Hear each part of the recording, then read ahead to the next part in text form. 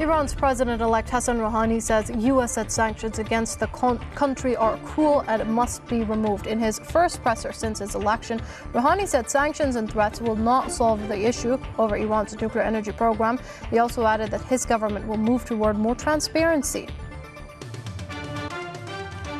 Barack Obama and Vladimir Putin say they will push for Syria peace talks despite having clashing views on the crisis. The U.S. and Russian presidents were talking on the sidelines of the G8 summit in Northern Ireland. Washington has recently signaled its willingness to arm insurgents in Syria. Syrian President Bashar al-Assad has warned the Europeans against the policy of arming insurgents in his country. Assad says European capitals will pay a price for their decision. The Syrian official has also described the policy as an incitement to murder and unacceptable on a human and moral level.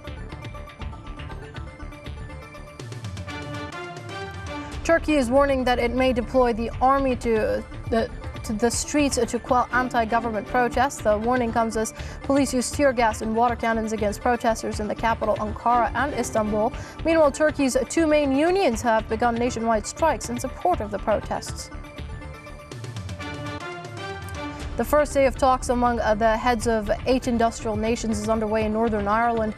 Leaders from the US, UK, Germany, Italy, France, Japan, Russia, Canada and the EU are taking part in the 2-day summit. The conflict in Syria and the global economy top the agenda. Several dozen protesters briefly breached the security barrier surrounding the G8 summit venue in Northern Ireland.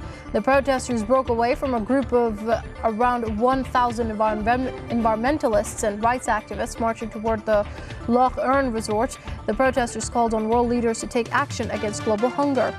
American whistleblower Edward Snowden accuses President Barack Obama of expanding the controversial secret data gathering program. Snowden says Obama blocked any legal probe into the program called PRISM. Snowden also says he's honored to have been branded a traitor by former Vice President Dick Cheney and other senior U.S. politicians.